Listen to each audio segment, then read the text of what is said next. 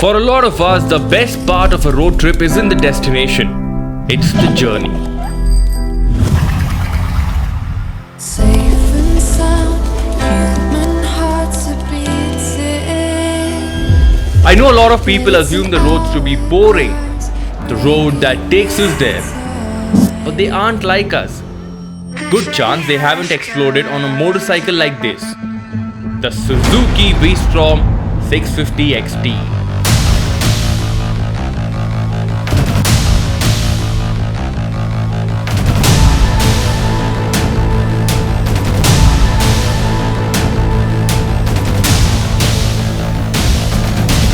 One fleeting glance at the V-Strom and it tells you what it's really meant for. You see, classic adventure tourer style. But when you take a closer look, you'll find more layers to it. For example, at 170mm of ground clearance, it is the same as the Versys 650s, but the seat is 5mm lower. And this in spite of it being a V-twin motor. Tall windscreen, luggage rack at the rear, spoke trims, handguards, long wheelbase. A true blue, affordable adventure mid-size motorcycle. And it's also one of the world's best for good reasons. So then, is this the storm India was waiting for? Allow me the pleasure of answering that question on a road trip.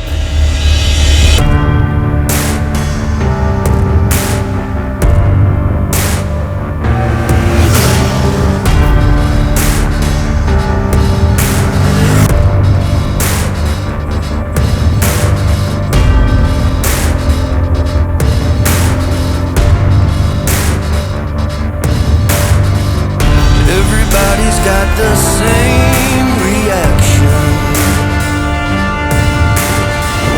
when the sunlight falls and burns their eyes. They're on the outside, no place in history.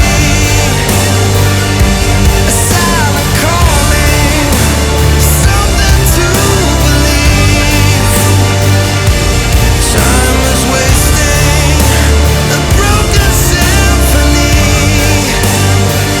We're only human, with nothing left to bleed.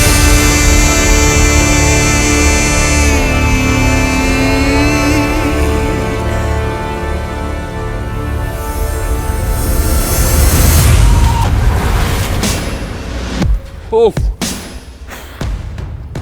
The Rajasthan heat is killing me. I was afraid of the second cylinder of the V sitting right below me could have gotten my vitals baked. Thankfully it doesn't.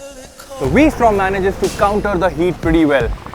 Now we are out here in the middle of somewhere, nowhere. But the sun is at its mightiest 40 degrees Celsius. But when we are out on the highway, the airflow ensures that the dissipation stays away from your legs. How is it like in the urban environment? It is quite livable. But the V-Strom's A feature was always meant to disappear away from the cities. Hold on, don't drop. Let it flow, collect to the top. And reach out, real high. Do it in style, you gotta try. 3-digit speeds is V-Strom territory. The motorcycle gets there quickly and allows you to comfortably stay there. The wheelbase is longer than the Versys. In fact, it's even longer than the V-Strom 1000. This long wheelbase ensures that you feel planted, comfortable on any surface.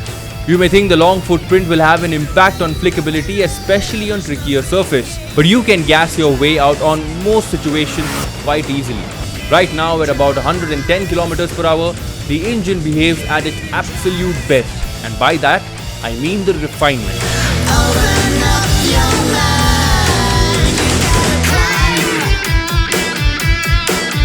climb. The vibrations only bother you when you go beyond 160 km per hour, a zone which is both unsafe on Indian roads and not wandered into frequently on motorcycles like these. The sweet spot would be between 110 to 120 km per hour, fast enough yet sweet enough to enjoy the motorcycle while passing landscape. And just like that, we have munched about 250 kilometers. While the V-Strom isn't asking for a break, I think I should take one. Deep, deep, dark and overgrown. Breathe underwater on your own. Nothing Nothing seems to shift, the ocean or the cliff. Seems it's the same thing every time. When nothing comes to pass, you inch into the black. Oh. Just a few kilometers off the national highway lies this hidden treasure inside Rajasthan, Chand Bauri. Throw you a line, something got you started now. Well, that was Chand Bauri, but let's talk about the motorcycle that got us here. Now, we were doing some really fair digits on the highway, and for the average Indian, the windshield that we have here does a decent job. But if you're about 6 feet tall as I am, then you have this constant turbulence, and that in spite of the windscreen being at the highest setting. Now mind you, this is not adjustable on the fly, so you'll have to take a break, get down, tinker around a fair bit. But for now, I would like to leave it as it is. Another thing that I want to talk about is the tail box. Now Suzuki are offering this as a part of their accessories list, and it is much needed when you want to travel far. But a word of caution. Now this whole setup above 100 kilometers per hour becomes aerodynamically challenged, and by that I mean is that the tail box right here acts like a rudder and the motorcycle quivers around a fair bit. While it adds to the practicality, it cuts down on the excitement. Trouble don't follow me. Trouble don't follow me. Hey, trouble don't follow me. The suspension setup, as with all dual sport motorcycles, is flusher, but this right here is not spongy. While there are no adjustment options on the front, you have got adjustment for both rebound as well as preload at the rear. As for its default setting, it offers an ideal middle ground for the road.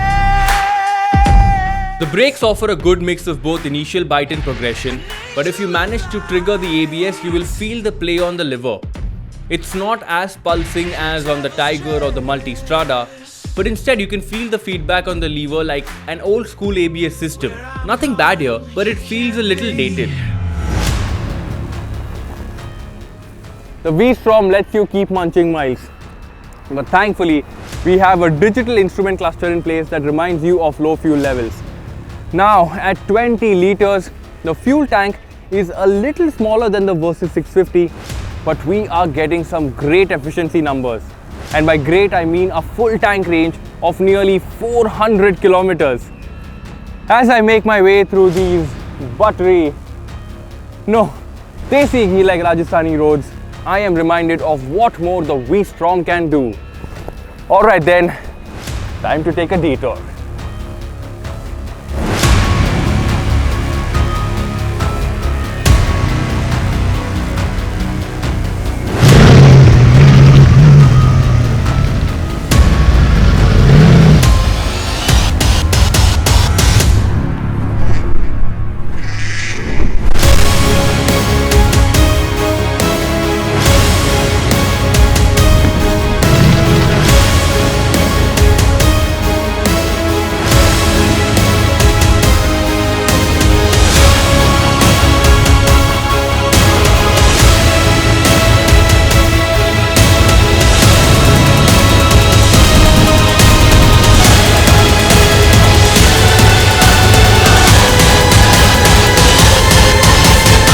Open the throttle and everything comes to life. You have the mad surge from this engine that will make you believe that this is a much bigger motorcycle. You have this two-step traction control that's got your back. And now since you know that the rear wheel will behave, you can literally gas your way hard out of corners.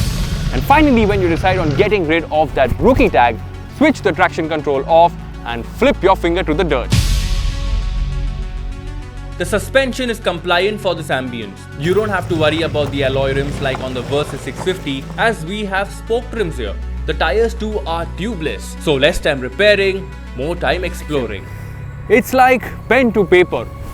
You know, the connection is almost instant, and that should treat that 8-year-old kid inside you to some much needed happiness.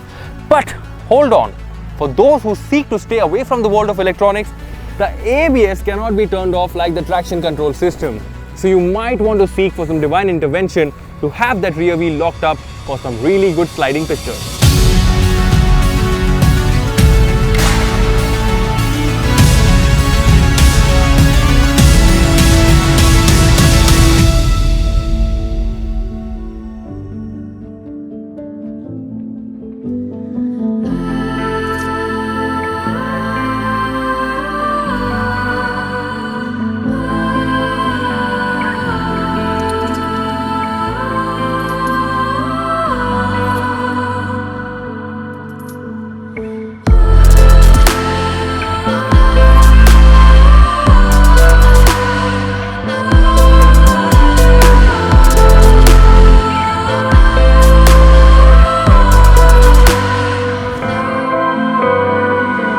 Mathura, Lord Krishna's birthplace.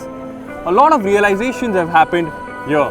And with that, I've come to realize how good of a motorcycle the V-Strom really is.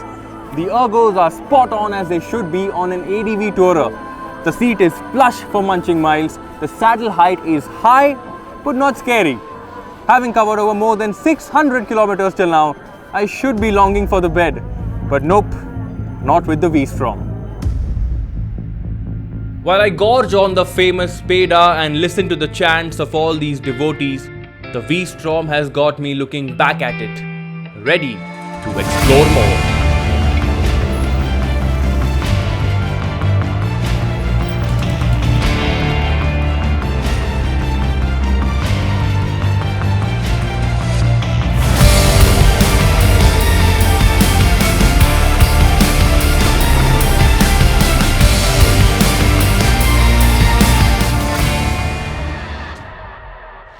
The Taj Mahal, a symbol of love. As I sit back and ogle at this wonder, I am reminded what motorcycles like these mean to people like us. They help us explore, help us find new destinations, or make just one on our own. From the sunrise in the desert to watching the moon rise over this monument, the V-Strom has been the perfect date. While there's no price tag for love, there's one for the V-Strom. At Rs 7.4 lakh, it gets you everything that your next upgrade should have. Well, everything except fancy LED headlamps that even the Bergman Street gets. Well, jokes aside, at a small premium, it is a better proposition than the Versys 650s, and it also offers a lot more capabilities. Well, not as much as the Tiger or the Multistrada, but then again, they cost twice as much. The V-Strom 650 XT then is very convincing of its abilities. So convincing that if it were to tell you that the earth is flat, you'd probably believe it.